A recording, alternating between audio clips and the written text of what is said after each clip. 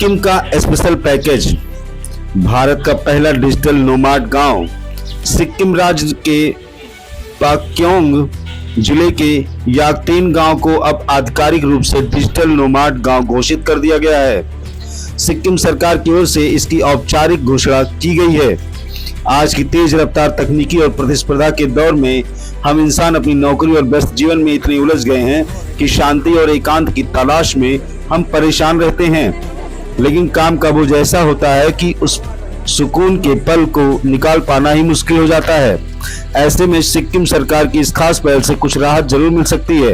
भारत में पहली बार सिक्किम के पाक्योंग जिले के याकतीन गांव को सरकार ने डिजिटल नोमाड गांव के रूप में मान्यता दी है। गांव तक पहुंचने का तरीका। इस गांव तक पहुंचना बेहद आसान है। उत्तर बंगाल के सिलीगुड़ी शहर से किसी भी वाहन द्वारा पाक्योंग बाजार पहुंचा जा सकता है। वहां से किसी भी छोटे वाहन से सीधे इस सुंदर प्राकृतिक गांव याकतीन तक पहुंचा जा सकता है। मुख्यमंत्री प्रेम सिंह तमांग की विशेष पहल पर इस घोषणा को अमल में लाया गया है।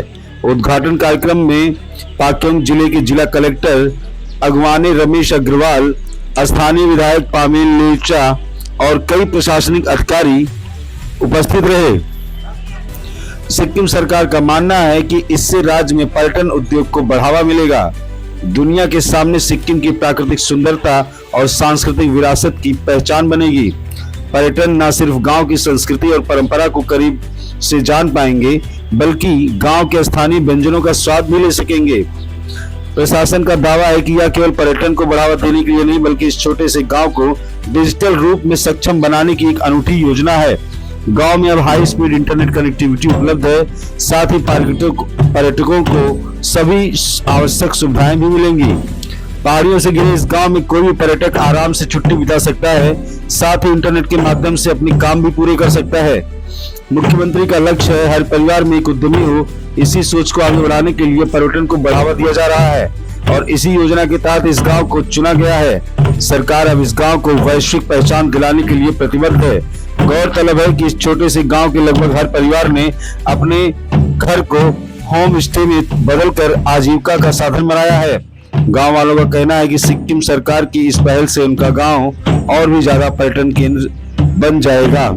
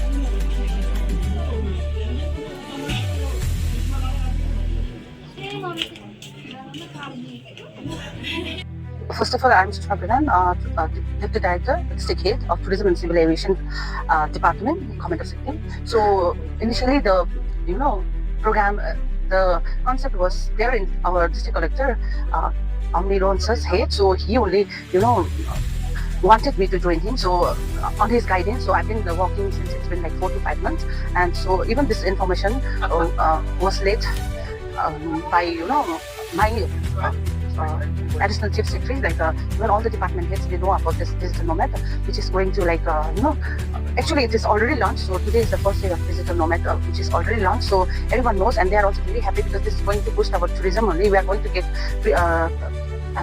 tourists from international level. As I'm also the head of regional and permit, and also I also run restricted area permit. So we've been getting all tourists from worldwide only. So I think even tourists knowing that we have already launched that first digital nomad in Sikkim. So I think they might also join. Before this to come for 3 to 4 days. Now they might be staying for longer period because already the inquiry and all it has been gone up to the high. So I think we are already having guests, lots and lots of guests. They are coming for inquiry, and we already have 2 digital nomad guests. I think which you all are very aware of that. So so for the concept and all, and we have a team of digital nomad that is like Prem sir. Prem, he's taking care of our all the advertisement and how to organize a village into that international level, and how to get tourists from a tourist who is wanting to join as what is that called, traveler from all the world who is interested in digital nomad. They will come with cost, and I think it's the first place we have done. So I think it is already success. Only I think 80% of chances of getting tourists throughout the season is already there. So we might be getting more. I think this is not going to stop. It's just we have just launched today, and we are already getting lots and lots of tourists. So it will not only be a seasonal; it will be throughout the year.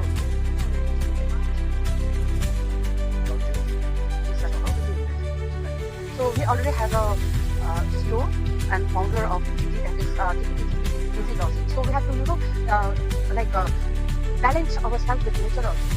So tourists doesn't come just single-handed; they will come with package of package, and also the tourists, whoever they are coming, they also love that our zero waste management program. And this Yaktan we are just trying to promote as a zero waste village also. So we have already conducted 10 days event, so we successfully which came out as a successful. So we already have a founder of CEO, and we have a person, I think he's already with us today. Also he's here today. So further the steps and all, this is how I just spoke to this, so he's going to take further steps. So for the waste management and all, so it is going to last, so that all the nature balance with the digital nomad, because we have to balance nature also. Recently only we have conducted 50 years of statehood, so we want to survive our city for years and years, 1,000 years, 2,000 years. So we are speaking of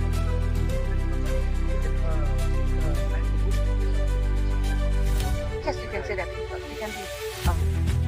It is very we have a great year of 50 years of statehood, which our honorable Mr. President sir has already created a history. And we have already celebrated. So this is also under, you can just count as 50 years under.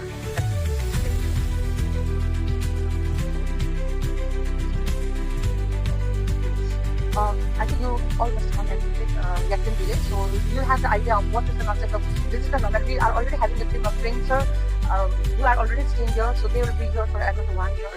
So they'll be trying to boost Yaktan, and you all must once in a lifetime you all must come and visit Yaktan. So this initiative is known as Nomad Sikkim Initiative. This is an initiative launched with the vision and mission of our Honorable Chief Minister, जो उनका vision है, one family, one entrepreneur. So that is what we are trying to create here. We are trying to create entrepreneurs at the ground level in the villages, and tourism is one area which is a plus point of Sikkim. So, but right now what we find in the tourism sector is that it's a very seasonal business. So the business thrives only for 5 months in a year, and that business is also not regular. So digital nomads are people who come here for work. They're not here for tourism purpose. So they want good facilities, they want good internet, and they want a place to stay. And these people, they are not concerned about the season, the weather. They are just here for work. So the seasonality factor, we want to drive it out of the equation. That is why we have launched this Nomad Sikkim initiative. So these digital nomads will be traveling across the year. They'll be staying here for long duration, and thereby they will be creating local employment opportunities for the people of the rural areas of Sikkim. And this is in alignment with the vision of our Honorable Chief Minister's vision of one family, one entrepreneur. So what branch will locals be benefited? Or whether the locals are only Yaktan or entire Pakistan district will be benefited with this project? So Yaktan is the pilot where we are running this pilot phase of this initiative. So there are 8 homestay owners in this area. So the direct beneficiaries are going to be right now the 8 homestay owners of this village. But eventually what we find is somebody if is going to stay here for longer duration, say for 1 month, he is going to have a lot of other allied requirement, auxiliary requirement. He'll be going to the market, he'll be using his daily whatever necessities he'll have. So he's going to spend a lot of money which our local are going to get benefit out of it. Apart from that, these people who are coming here for work, they will require local talent for their work. they might require somebody to assist them in their work. They might require somebody to train them, somebody to guide them. So the local youth are also going to benefit out of this initiative by their interaction with the digital nomads who will be traveling from housing. So I have one question. Will this project will be extended to all over Sikkim also? So if once the pilot becomes successful here, once this project runs on its own, we'll be moving on to the other villages of Pakyong district. So there is no restriction that this is the only area where we want to restrict our project. Eventually, we would like to have the digital nomad hubs spread across the district. But yes, Yakten is the pilot where we want to run. But eventually, we'll be going to the other villages also. Basically, like electricity, sunlight, and power grids. Will that not affect the connectivity of this? See, if we want the digital nomads to stay here for long duration, we have to ensure that the basic necessities are taken care of. So for that, we have given them internet backup to all the homestays. We have given 2 internet lines because someday some internet line might break off, so they require a backup for that. So we are giving them 2 internet backup lines. We are giving them power backup. We are ensuring that the basic necessities and the work does not stop here because of this frequent disruptions.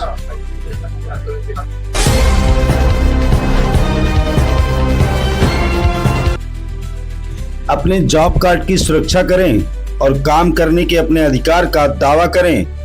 Garbeta number 2 block BDO कार्यालय अभियान job card job अनुरोध form 4A भरा गया और प्राप्त हुआ।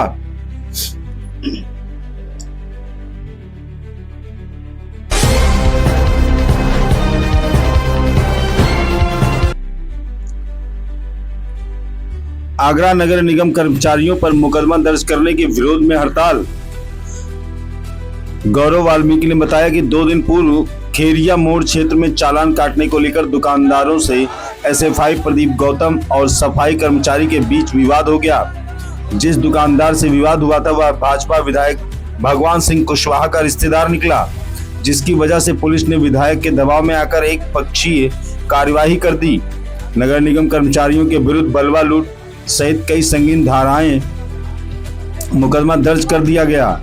इधर सफाई कर्मचारी एकत्रित होकर नगर निगम परिश्रम पहुंच गए और सभी विभागों में तालाबंदी कर धरने पर बैठकर गए।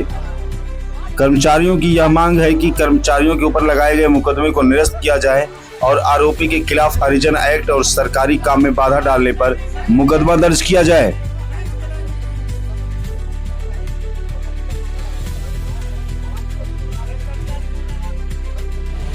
आज अभी 2 दिन पहले जो हमारे सफाई कर्मचारी भाई और एसएफआई प्रदीप गौतम जी के साथ खेरिया मोड़ पे कुशवाहा समाज के लोगों द्वारा जो मारपीट कर दी गई थी, जिन्हें विधायक भगवान सिंह कुशवाहा का संरक्षण प्राप्त थे और पुलिस ने भी विधायक के दबाव में एक पक्षीय कार्रवाई की है। हमारे कर्मचारी भाइयों को ऊपर लूट सहित कई गंभीर धारा में मुकदमा लिखा है। इसी के विरोध में आज आगरा नगर निगम के समस्त कर्मचारी ड्राइवर भाइयों ने MNT वर्कशॉप में अपनी गाड़ियां खड़ी कर दी है। सफाई कर्मचारी सभी सफाई कार्य बंद करके काम बंद हड़ताल पर है। हमारी मांग है कि अगर तत्कालीन कर्मचारियों के साथ मारपीट करने वालों के खिलाफ मुकदमा दर्ज नहीं हुआ तो हम इस आंदोलन को और उग्र करेंगे।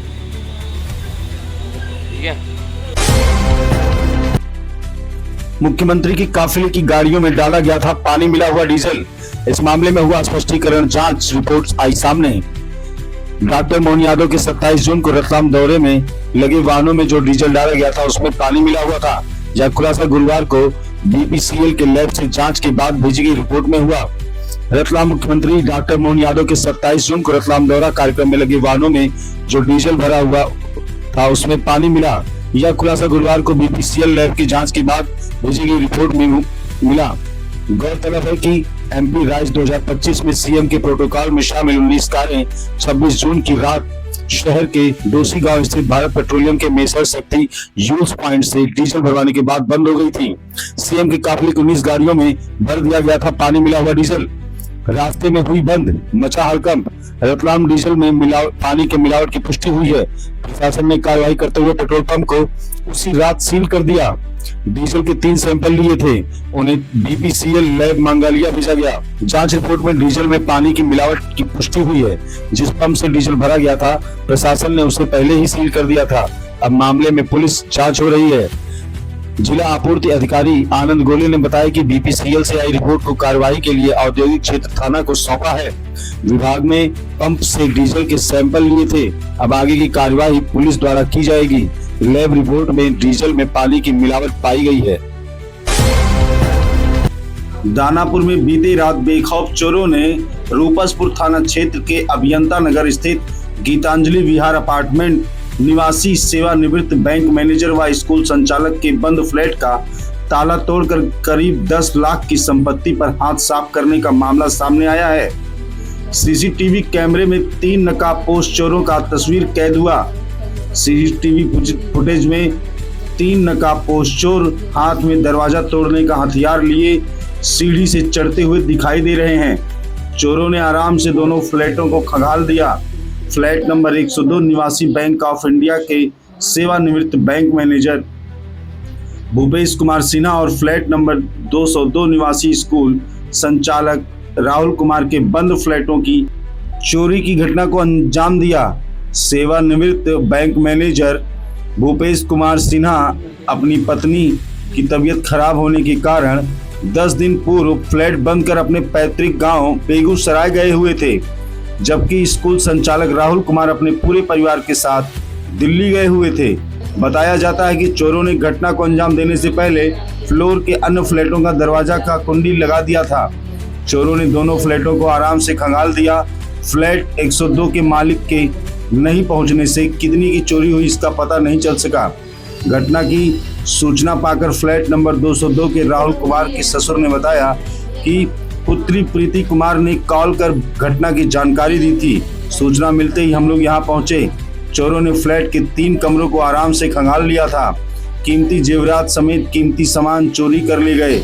चोरों ने गोदरेज, अलमीरा और बक्से को तोड़ दिया था। जब मैंने अपनी पुत्री को कॉल करके इसकी जानकारी दी तो उसने बताया कि गोदरेज में 10 लाख की ज्वेलरी और अन्य कीमती सामान थे, जिसकी चोरों ने चोरी कर ली है। जिसके बाद हमने इस बात की जानकारी डायल 112 और रूपसपुर पुलिस को दी। सूचना पाकर डायल 112 और रूपसपुर पुलिस मौके पर पहुंची। थाना अध्यक्ष रणविजय कुमार ने बताया कि मामले की छानबीन की जा रही है। सीसीटीवी फुटेज के आधार पर चोरों को पहचान किया जा रहा है।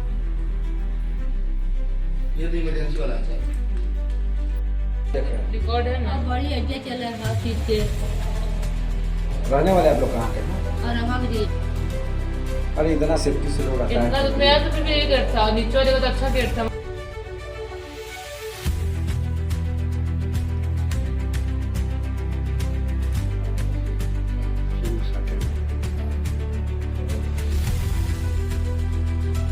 सर आप लोगों के चलते थोड़ा पुलिस अरेस्ट सब डब्बे डुब्बे निकाले हैं। उनको जो लगता है कि असली ओरिजिनल है। चोरी कितना? दो घर। हाँ ऊपर तो इसमें 1 लाख को बताए। 3 लाख तक के गहना, 15,000 का ऐसे।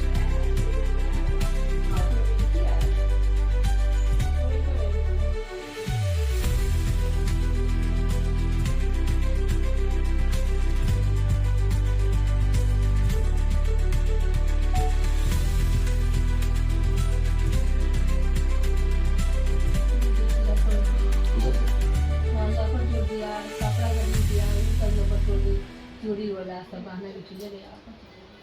ये अच्छा है।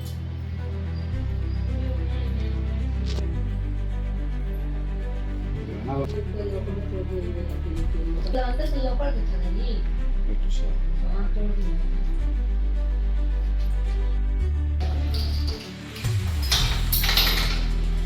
नया ताला लगा।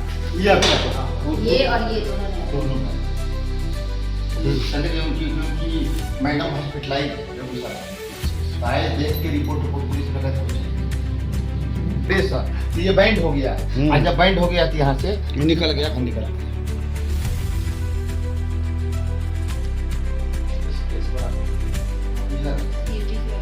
मिल जाए, डायमंड मिल जाए, मिल जाए। ये देखिए सब दबा खोला गया।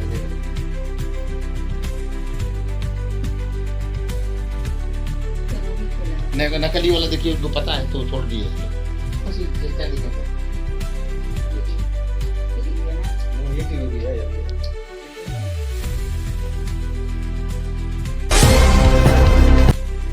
किसानों का कहना है कि कुछ रसूखदार की जमीनों को बचाने के लिए किसानों को भूमिहीन होना पड़ सकता है। रतलाम एमपीआरडीसी के विरोध में जनहित संघर्ष समिति के बैनर तले बड़ी संख्या में पहुंचे कलेक्टर कार्यालय, वहां अपनी मांगों को लेकर ज्ञापन सौंपा गया। ज्ञापन सौंपने के दौरान जनहित संघर्ष समिति द्वारा बताया गया कि भूतेड़ा 8 लाइन रोड से लगाकर हिंगलाज माता मंदिर रतलाम मंदसौर 4 लाइन रोड तक के प्रभावित कृषकों ने कलेक्टर व अपर कलेक्टर जिला रतलाम से मिले और अपनी पीड़ा बताते हुए उन्हें अपना ज्ञापन सौंपा और भूतेड़ा 8 लाइन चौराहे से लेकर हिंगलाज माता मंदिर रतलाम मंदसौर 4 लाइन रोड तक के नए अलाइनमेंट्स को निरस्त करने तथा पूर्व से ही अर्जित भूमि पर ही सिटी 4 लाइन के रूप में 4 लाइन रोड निर्माण की मांग रखी है। वहीं उनके द्वारा बताया गया कि आगे भी विरोध जारी रहेगा। युवक का शव मिला संदिग्ध परिस्थितियों में। बुलंदशहर थाना के डिवाई कोतवाली क्षेत्र के ग्राम घुसराना हरि सिंह में शुक्रवार सुबह एक नवविवाहित युवक का शव संदिग्ध हालत में गांव के जंगल में मिला। युवक की पहचान भूपेंद्र पुत्र अजीत सिंह निवासी घुसराना हरि सिंह के रूप में हुई है। युवक के गले में रस्सी बंधी हुई थी, जिससे साजिश कर हत्या की आशंका जताई जा रही है। बुलंदशहर बताया गया कि अजीत सिंह निवासी घुसराना हरि सिंह का बेटा भूपेंद्र नोएडा में रहकर प्राइवेट नौकरी करता था और अक्सर आता जाता रहता था। 2 महीने पहले ही उसकी शादी हुई थी। गुरुवार रात किसी व्यक्ति का फोन आने के बाद वह घर से निकला था, लेकिन रात भर वापस नहीं लौटा। शुक्रवार जब शव गांव में के जंगल में पड़ा मिला, भूपेंद्र का शव मिलने की सूचना से आसपास के क्षेत्र में सनसनी फैल गई। परिजनों ने पुलिस को सूचना दी। मौके पर पहुंचे एसएसपी बुलंदशहर दिनेश कुमार सिंह ने घटना के शीघ्र अनावरण के निर्देश दिए। डिवाई थाना के घुसराना हरि सिंह गांव से एक सुबह सूचना मिली थी पुलिस को कि वहां रास्ते में एक डेड बॉडी पड़ी हुई है। जब जानकारी की गई तो मालूम चला कि गांव के ही 22 वर्षीय भूपेंद्र की डेड बॉडी है। मौके पे जाके देखा गया है, मालूम चला कि एक रस्सी बंधी हुई गले में, और अभी तक परिवार से जो आरंभिक जानकारी की गई है उसके मुताबिक इनका किसी से कोई रंजिश नहीं है और 2 महीना पहले ही भूपेंद्र की शादी हुई थी और ये नोएडा में रह करके एक प्राइवेट जॉब करते थे। घर पे इनका आना जाना था। रात को बताया जा रहा है कि किसी कॉल पे घर से ये बाहर निकले हैं और इसके बाद रात को फिर घर नहीं लौटे। सुबह इनकी डेड बॉडी मिली है। कुछ और भी महत्वपूर्ण जानकारियाँ मिली हैं। इनके मोबाइल वगैरह के भी डिटेल लिया जा रहा है। सभी पक्षों पर ध्यान में रखते हुए पूछताछ भी की जा रही है। अभी पंचायतनामा भर के पोस्टमार्टम के लिए भेजा गया है। शीघ्र ही अनावरण करके संबंधित जो भी इसमें अभियुक्त होंगे उनको गिरफ्तार करके कठोर वैधानिक कार्रवाई की जाएगी। कलेक्टर ने आम जन से की अपील, नदी, पोखर, तालाबों के आसपास भ्रमण करने व नहाने न जाएं एवं अपने बच्चों को भी न जाने दें। जिला कलेक्टर नीलाभ सक्सेना ने जिले में लगातार हो रही वर्षा एवं विभिन्न जलभराव को देखते हुए जिले वासियों से अपील की है कि जलभराव क्षेत्रों में नदी, नालों, पोखरों एवं नहरों के आसपास भ्रमण करने व नहाने नहीं जाएं। अपने परिजनों को, विशेषकर बच्चों को भी नहीं जाने दें। उन्होंने कहा कि मौसम विभाग द्वारा लगातार वर्षा की चेतावनी को देखते हुए नदी, नालों, पोखरों एवं जल बहाव वाले क्षेत्रों के आसपास नहीं जाना उचित होगा।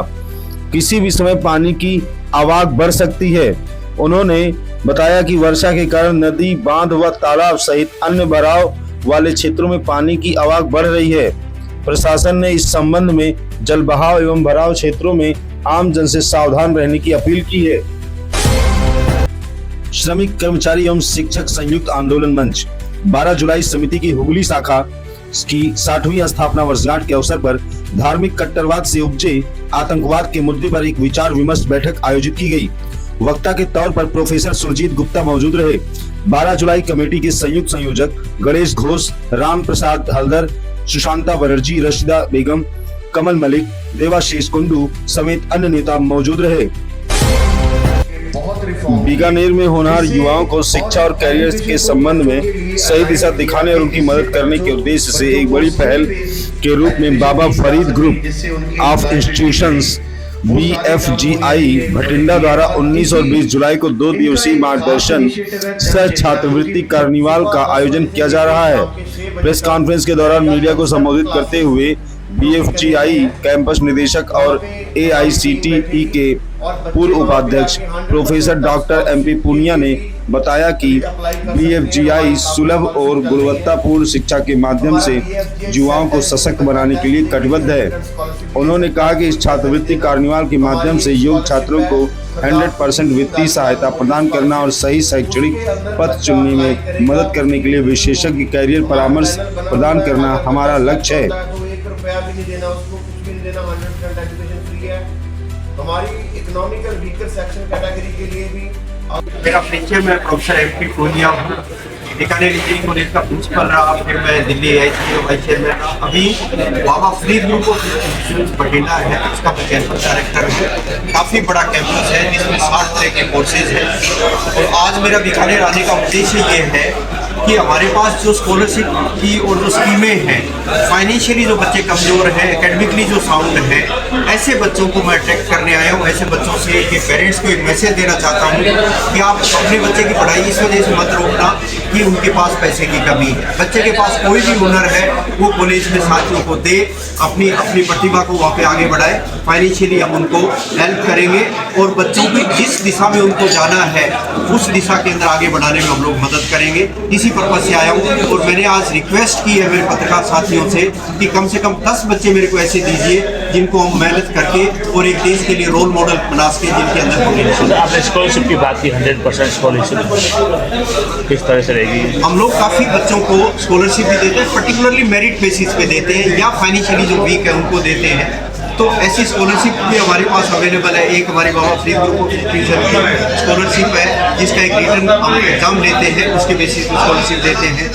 एक हमारी सोसाइटी के चेयरमैन है, उनके फादर के नाम से श्री कुलदीप सिंह धालीवाल साहब के नाम से एक स्कॉलरशिप है।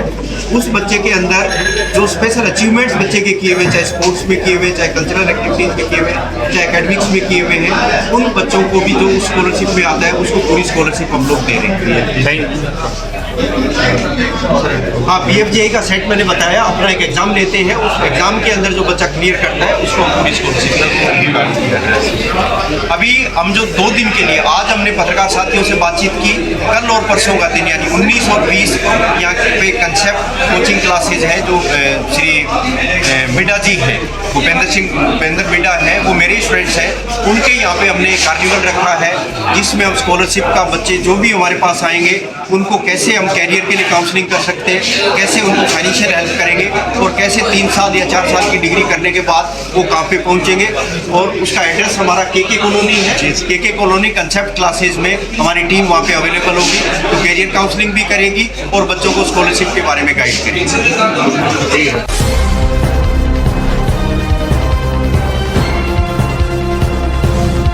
यह बहुत दुर्भाग्यपूर्ण है कि राहुल गांधी ने सहज और व्यापक तरीके से CPIM और RSS को अपना वैचारिक दुश्मन बताया। CPIM महासचिव MA बेबी के वक्तव्यों को सुने।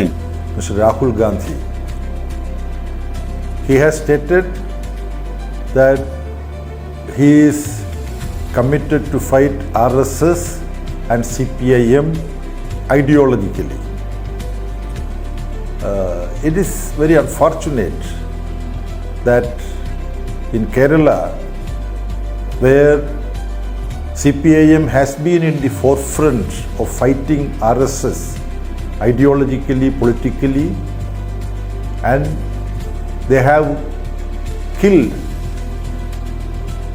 around 100 comrades of CPIM, youth, students, as we are committed in the fight against RSS. I do not know whether Mr. Rahul Gandhi knows what is the record of Congress in Kerala in fighting RSS. The very fact that Rahul Gandhi ji in a way equated CPIM and RSS betrays the absence of a correct understanding of the role of CPIM and RSS in Kerala or India. We don't have to elaborate how systematically we have been fighting against RSS and BJP. Sri Rahul Gandhi only needs to recall how Mr. Manmohan Singh could form a government in 2004 without the support of CPIM and other left parties. Congress didn't command a majority in Lok Sabha after 2004 election. Anyway, the moment Shri Rahul Gandhi steps into the state of Kerala, maybe he becomes a former member of parliament from Wayanad, because he represented Wayanad, and there he had to fight not RSS or BJP but LDF candidate CPI. I hope and wish that Sri Rahul Gandhi would be more serious while speaking against CPM. CPM can be criticized. We would be compelled to criticize Congress also. For the economic policies of Congress, we continue to criticize Congress in a friendly manner. But we will never equate Congress and BJP and RSS when we make criticism. We will make independent criticism. So it was quite unfortunate that in a very casual and sweeping manner, Sri Rahul Gandhi ji put CPIM and RSS together as his ideological force, ideological enemies. People can reflect upon it. I am very sure about that.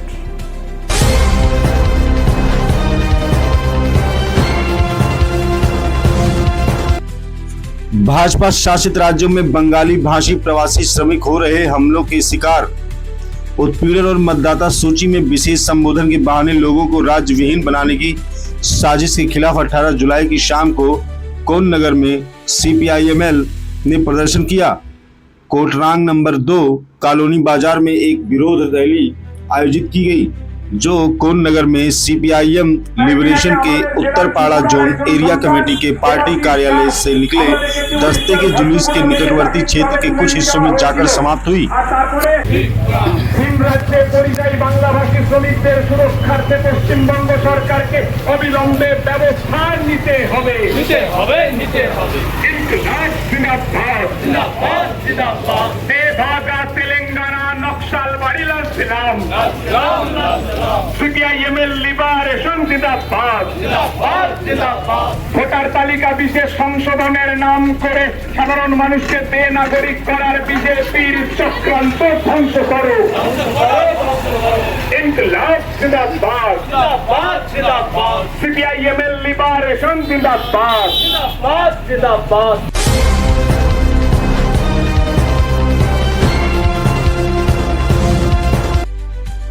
Bengali भाषी प्रवासी श्रमिकों पर देशव्यापी हमलों और SIR के माध्यम से मताधिकार छीनने की साजिश के खिलाफ जादवपुर रैली, बाघा जतिन और बजबाज अभियान जारी।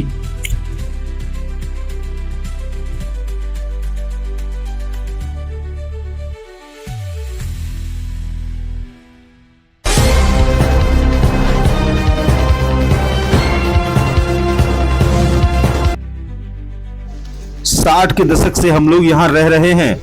मेरे बचपन की यादें सब यही हैं, इसी गांव में। यह हमारा आशू डूबी रेवेन्यू गांव है।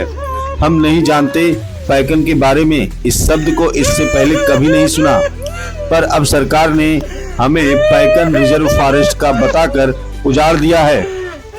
हबीबुर रहमान असम के गोलपारा जिला में भारी पैमाने पर चल रहे बुलडोजर अभियान के एक पीड़ित का बयान है।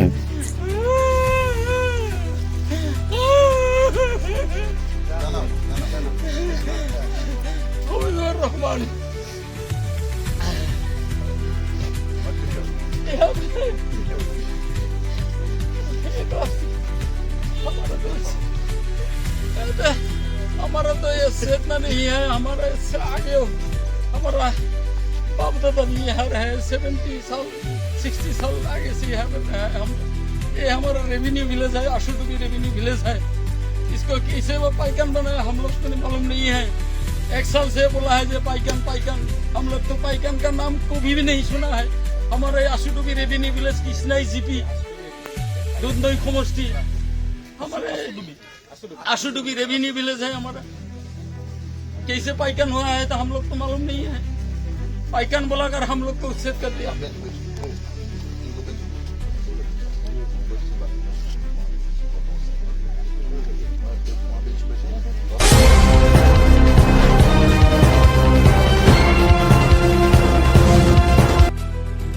बनारहाट के स्कूल के एक सीढ़ियों के नीचे बने कमरे में बिछे थे जहरीले सांपों का बसेरा। वन कर्मियों ने आकर 13 कोबरा सांप के बच्चे बरामद किए। यह घटना जलपाईगुड़ी जिले के बनारहाट हाई स्कूल की है। जानकारी के अनुसार बनारहाट हाई स्कूल की पहली मंजिल पर जाने वाली सीढ़ियों के नीचे बने कमरे में एक कोबरा सांप का बच्चा निकलते हुए एक छात्र ने देखा। उसने तुरंत यह बात प्रधानाध्यापक को बताई, जिसके बाद विद्यालय प्रबंधन ने तुरंत वन विभाग को सूचना दी। बिन्नागुड़ी वाइल्ड लाइफ वन विभाग की टीम मौके पर पहुंची और सांपों के बच्चों को निकालने का काम शुरू किया। जैसे ही सीढ़ियों के नीचे बने कमरे का फर्श तोड़ा गया, वहां से एक के बाद एक कोबरा सांप के बच्चे निकलने लगे। शाम तक कुल 13 कोबरा सांप के बच्चे बरामद किए गए। एक बहुत बड़ी दुर्घटना को होने से बचाया गया। छात्र की ईमानदारी और विद्यालय प्रबंधन की तत्परता से बहुत बड़ी दुर्घटना को टाल दिया गया है।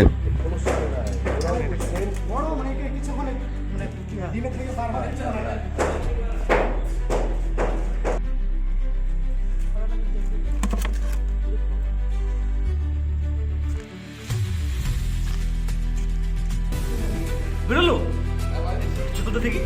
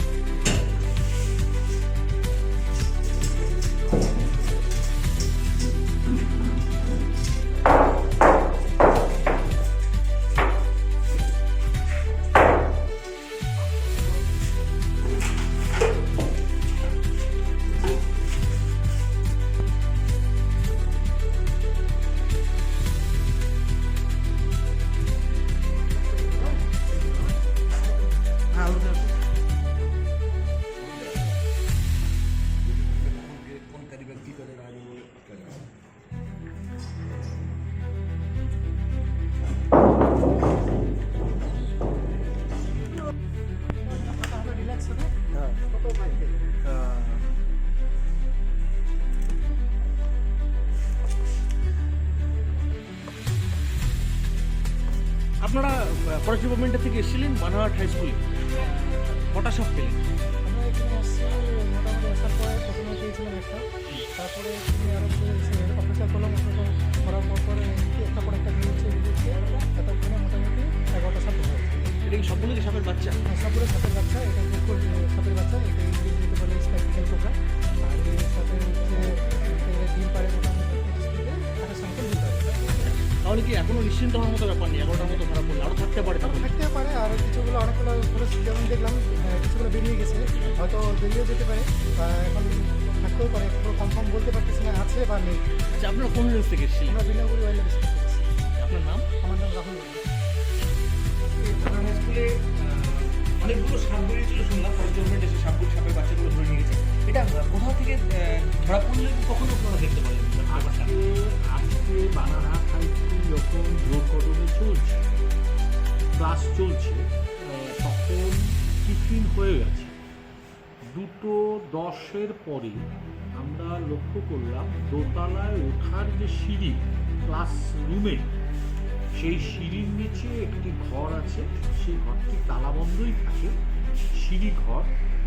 সেই ঘরের ভেতরে মেঝে, পরিষ্কারই মেঝে বলা চলে, সেই মেঝের নিচে একটা ফুটার ভেতরে সেখানে প্রচুর সাপ, বোকরা সাপের বাচ্চা দেখা গেল। 2-1টা বাচ্চা বাইরে দেখা গেল। সাথে সাথে আমরা ওয়াইল্ড লাইফ ফরেস্টকে ফোন করলাম নিজামুনি। আমি অভিভূত তারা যেভাবে দ্রুততার সাথে 3 জন প্রশিক্ষণপ্রাপ্ত ওয়াইল্ড লাইফের কর্মী এলেন, এসে সেই তখন থেকে আজ মানে এখন পর্যন্ত, এখন প্রায় 6:30 বাজে, তারা ওই মেঘের পাশে ওই দেওয়াল এবং ওই গর্ত তারা হাতুড়ি, শাবল ইত্যাদি দিয়ে ভেঙে আপাতত তারা 12টির মতো সাপের বাচ্চা তারা ধরে নিয়ে গেলেন। এবং সেই সাপের যে মানে যার বংশধর তারা, সেই মূল সাপটিকে এখনো পাওয়া যায়নি। আমরা স্বাভাবিকভাবেই স্কুলের প্রধান শিক্ষক হিসাবে আমাদের স্কুলের সমস্ত শিক্ষক, শিক্ষিকা, শিক্ষাকর্মী আতঙ্কিত। যদিও বিপদ হয়নি, কিন্তু যদি দুর্ঘটনা বশত কোনো রকম হয় তাহলে তো আর কিছু করার থাকবে না। আমরা নিয়মিত কার্বনিক অ্যাসিড বা অন্যান্য ফিনাইল ইত্যাদি ছড়াই, কিন্তু কোথায় সাপ আছে সেটা তো বুঝতে পারি না। উপর থেকে নিচে পরিষ্কার দেখা যাচ্ছে, ভেতরে যে ছোট গর্ত দিয়ে ঢুকে ভেতরে যে এতগুলো বাচ্চা, এক কথায় একটা আতঙ্কেরই বিষয়। আচ্ছা, মাত্র 12টা সাপের বাচ্চা ধরা পড়েছে। আমরা সাধারণত জানি গোবর সাপ সাধারণত 20-22টা 25টা মতো ডিম পারে, তো আরও তো সাপ থাকতে পারে। কতটা আতঙ্ক মুক্ত হলেন এবং কতটা টেনশন? প্রথম কথা হচ্ছে আতঙ্ক তো একদমই যায়নি। আজকে ফরেস্টে যারা এসেছিলেন তারা বলে গেলেন আগামীকাল একটু ওই জায়গাটায় তারা পরিষ্কার করে কার্বনিক অ্যাসিড সহ দিয়ে গেছেন। আমরা চেষ্টা করব 2-1 দিনের মধ্যেই ওই জায়গাটাকে আবার সিমেন্ট পাথর দিয়ে পুরো বন্ধ করে দেওয়ার। কিন্তু সাধারণভাবে আমাদের আশঙ্কা আরও সাপের বাচ্চা আছে। এখন ওনারা বলে গেলেন, আজকে তো আর করা সম্ভব নয়, ওনারা বলে গেলেন যদি 2-1 দিনের মধ্যে আবার বেরোয় সাথে সাথে ওনাদেরকে খবর দিতে, এবং ওনারা দ্রুততার সাথেই আসবেন বলে কথা দিয়ে গেছেন, ফোন নাম্বারও দিয়ে গেছেন। এবং আমি আশা করব যাতে যেন বের না হয়। আর বের হলে বা কোনো রকম আমরা আশঙ্কা দেখলেই আমরা তাদেরকে খবর দিব। কারণ সাপ বা কোনো জীবই মারা তো ঠিক নয়, আর আমরা সেটা করবও না, ফরেস্ট ডিপার্টমেন্টকেই করব।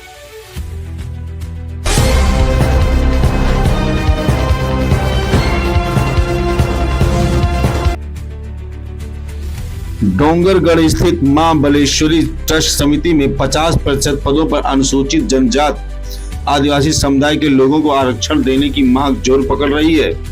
इस मांग को लेकर आदिवासी समाज के लोगों ने प्रशासन से अपील की है कि मां बमलेश्वरी ट्रस्ट समिति में सामाजिक न्याय और समावेशिता को सुनिश्चित करने के लिए आधे पद आदिवासी समुदाय के लिए आरक्षित किए जाएं। उनका कहना है कि ट्रस्ट का संचालन क्षेत्रीय जनभावनाओं से जुड़ा हुआ है और आदिवासी समुदाय की आस्था इस मंदिर से गहराई से जुड़ी है। प्रशासन से शीघ्र निर्णय लेकर आरक्षण व्यवस्था लागू करने की मांग की गई है ताकि ट्रस्ट का संचालन और निर्णय प्रक्रिया अधिक समावेशी और न्यायपूर्ण बन सके।